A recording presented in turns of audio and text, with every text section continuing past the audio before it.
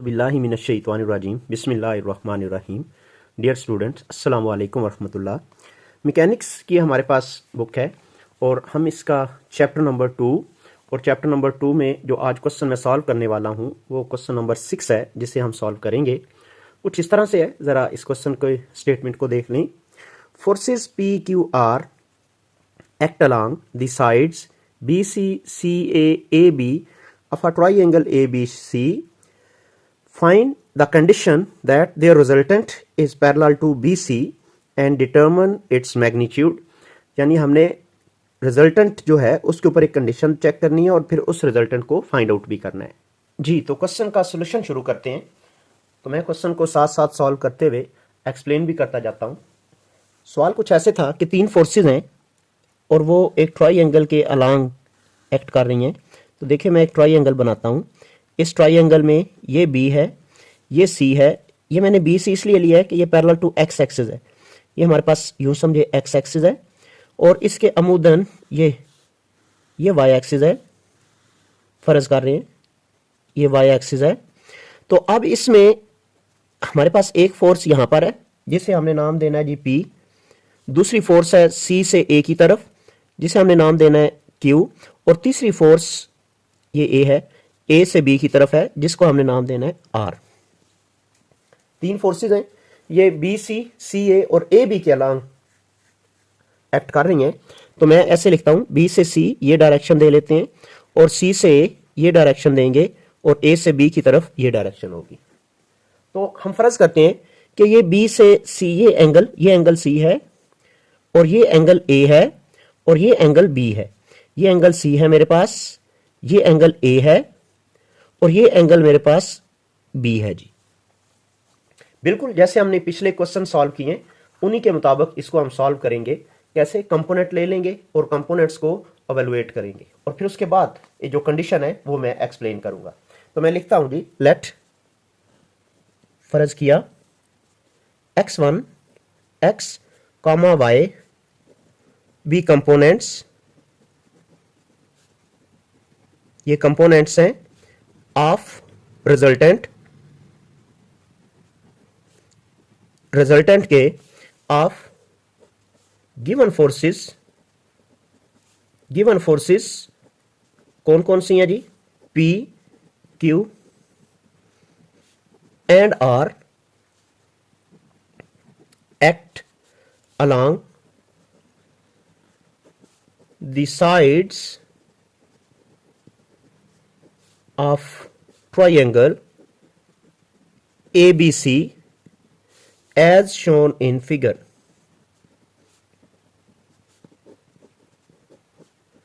कैसे है जी? फिगर में देखें, एक फोर्स है P, एक फोर्स Q है और एक फोर्स जी R है मेरे पास। तो इनकी वैल्यूज किस तरह से बनेंगी? देखें, x1 या x component this is equal to P force और cos एंगल 0 प्लस दूसरी फोर्स है जी Q और cos एंगल, ध्यान दीजिएगा ये है मेरे पास अलोंग x एक्सिस और इसकी डायरेक्शन ये वाली है। तो इट मीन इनके दरमियान हमारे पास ये एंगल होगा और ये एंगल कितना है? अगर इसको मैं कंप्लीट करता तो ये पाई बनता है और ये एंगल है सी, तो इतना एंगल बनेगा पाई माइनस सी। तो इट मीन यहां पर बनेगा क्यू काज पाई माइनस सी प्लस ये तीसरी फोर्स आर। ये आर, ये देखिए इस तरह से ये आर है और ये डायरेक्शन ये वाली है। तो इट मीन हमें जो रिजल्ट चाहिए है वो इसमें जो एंगल होगा वो टोटल इतना बनेगा। और ये कितना है? अगर इसको हिसाब लगाएं तो ये पाई है और ये कितना है? ये बी। तो यहां पर जो इसका एंगल बनेगा वो बना पाई प्लस बी। तो अब x कंपोनेंट इक्वल टू आ गया cos 0 1 के इक्वल और माइनस q cos c के इक्वल और minus r cos b। Pi minus C minus cos c के इक्वल होगा, इसलिए यहां पर माइनस cos c लिख दिया।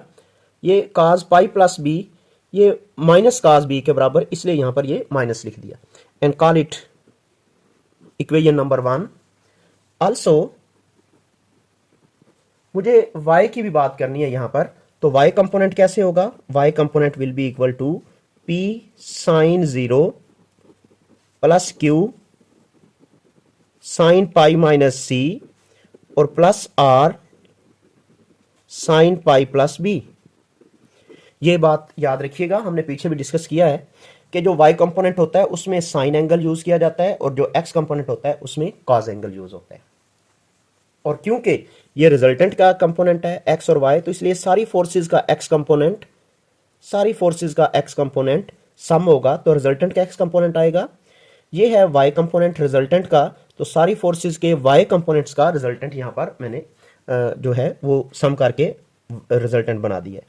तो y इक्वल टू हो गया साइन p, साइन 0 पे 0 हो जाता है, तो इस वजह से ये सारा रिजल्ट खत्म हो जाएगा। यहाँ पर q sine pi minus c equal to होता है साइन c के, सेकेंड क्वाड्रेंट बनता है और सेकेंड क्वाड्रेंट साइन का अपना होता है, इसलिए यहाँ पर ये पॉजिटिव होगा।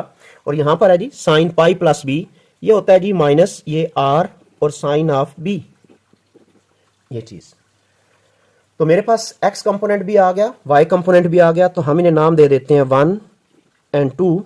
इसके हिसाब से रिजल्टेंट किसके इक्वल होता है, हम लिखते हैं सिंस, क्योंकि r1 resultant X square plus Y square square root के इक्वल होता है। तो मैं यहां पर ये बात करने लगा हूं, r1 जो रिजल्टेंट है विल पैरेलल टू BC। देखिए इस BC के पैरेलल तभी हो सकता है जब इसमें सिर्फ x कंपोनेंट हो और y कंपोनेंट क्या हो, 0 के इक्वल। r1 पैरेलल होगा BC के अगर y कंपोनेंट उसका क्या हो जी, 0 के इक्वल। तो देखिए मैं इस y की जगह पर यहां पर ये 0 लगाता हूं, तो क्या बना, q sine of c minus r sine b equal to क्या हो जाएगा, 0। ये मेरे पास कंडीशन आ जाएगी। तो देखें ये वाला बन गया जी q sine c equal to हो जाएगा r sine b। It mean equal to आ गया q ओवर r, ये r इधर ले आए हैं, ये इक्वल टू आ जाएगा sine b over sine of c, sine b over sine c। Next result देखिएगा, मैं इसमें बात करने वाला हूं लॉ ऑफ साइन की, सिंस क्योंकि लॉ ऑफ साइन ये होता है,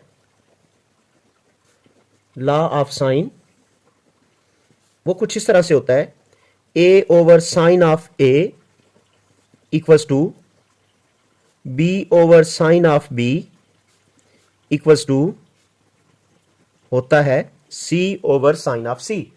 यहां पर स्मॉल a, स्मॉल b और स्मॉल c जो हैं ये मेरे पास साइड्स हैं, और जो कैपिटल A B C हैं वो क्या है जी, वो हमारे पास एंगल्स हैं। तो मैं यहां पर इन दोनों को यूज कर लेता हूं, this simplify b over sine b equals to आ रहा है small c over sine angle यानी कैपिटल C। तो मैं यहां पर देखें, मैं ऐसे लिखने लगा हूं, b over c is equal to sine b over sine of c। तो देखिए मेरे पास यहां पर लास्ट रिजल्ट में ये बात हमने लिखी थी कि q over r is equal to sine b over sine c। तो मैं यहां पर इसको लिख देता हूं, this implies q over r जो कि साइन b और साइन c के इक्वल था, और वो किसके इक्वल है, स्मॉल b और स्मॉल c के इक्वल। तो यहां पर देखें q और स्मॉल c इक्वल टू हो जाएगा r और small b। This is required condition. अगर ये कंडीशन हमारे पास होगी तो इसका मतलब ये होगा कि रिजल्टेंट जो है वो पैरेलल हो रहा होगा x एक्सिस के, और देखें यानी BC के पैरेलल होगा। सिंस अब r1 वो इक्वल टू आ रहा है X square plus Y square. तो देखें अगर हम y को 0 रखें तो r1 इक्वल टू हो जाएगा स्क्वायर रूट में एक्स स्क्वायर, तो r1 इक्वल टू हो जाएगा x के, जो कंपोनेंट है मेरे पास रिजल्टेंट का, और उसकी कीमत हमने बनाई है p minus Q cos c minus r cos b। तो जो मुझे जवाब लेकर आना है उस जवाब के अंदर r की कीमत r नजर नहीं आ रहा, एक चीज कास बीटा, कास बी और कास सी भी नजर नहीं आ रहा, तो हमें इनको लिमिनेट करना होगा, ड्रॉप करना होगा। किस तरह से ड्रॉप करेंगे? देखें, मैं यहां पर ये बात लिखने लगा हूं। हमने ये बात लिखी थी सिंस क्योंकि Q over R equal to है sine B over sine C। तो मैं यहां से वैल्यू बना लेता हूं R की। दिस सिंपलाइज, इसका मतलब ये है, ये मैं इधर ला रहा हूं तो ये बना Q sine C over sine B is equal to capital R। हमने इसको कैपिटल R के इक्वल रख दिया। तो अब कैपिटल R की कीमत मैं यहां पर दर्ज करूंगा। तो देखिए मेरे पास सादा होकर रिजल्ट क्या बन जाता है, R1 this will be equals to P minus Q cos C, और माइनस R की जगह पर वैल्यू लगाने लगा हूं Q sine C over sine B, और मल्टीप्लाइड बाय साथ है जी cos B।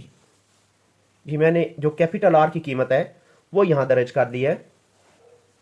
नेक्स्ट देखें हम क्या करते हैं, R1 is equal to P minus, यहां से Q कॉमन है और बाकी रकम का ले लेते हैं एलसीएम। एलसीएम लेंगे तो ये आएगा साइन B यहां पर, तो ये बना cos C और साथ में साइन B और प्लस साइन C और साथ में cos B, ब्रैकेट क्लोज। जब यहां से R1 की कीमत लेंगे तो ये बनेगा P माइनस Q, और इसको देखें तो ये साइन का फार्मूला है जी, तो ये बनता है जी sine of B plus C whole divide by sine of B। मेरे पास क्वेश्चन ज्यादा तूल ना पकड़ ले, इसलिए मैं यहां पर ये बताने लगा हूं, क्योंकि B और C ट्राई एंगल के एंगल हैं, एक ट्राई एंगल है जिसके ये तीनों एंगल्स हैं। तो मैं इस लिहाज से यहां पर R1 इक्वल टू लिखने लगा हूं P माइनस Q, इसको लिख रहा हूं sine pi minus A whole divide by sine B। कैसे? हमें पता है जी, एक एंगल A, एक एंगल B और एक एंगल C ऐड करें तो 180 आएगा। तो यहां से B प्लस C की वैल्यू बन जाएगी पाई माइनस कैपिटल A। तो sine pi minus A equal to होता है जी साइन A के पाई माइनस थीटा पे। तो इट मीन दैट ये बना P minus Q sine capital A over sine capital B। देखें हमारे पास सिंस लॉ ऑफ साइन है, मेरे पास A over sine A equal to है जी B over sine of B। तो हम क्या करते हैं, दिस सिंपलाइज दैट, मैं यहां पर इस B को इधर ला रहा हूं तो ये बना A over B is equal to, ये इधर आके साइन A हो जाएगा whole divide by sine B। ये साइन इधर आके मल्टीप्लाई हो गया और ये B इधर आके डिवाइड हो गया। तो दिस सिंपलाइज, यहां पर ये बात एक बन रही है कि sine A over sine B equal to है A ओवर B के। यहां पर स्मॉल A और स्मॉल B क्या है, साइड्स ऑफ ट्राइंगल हैं।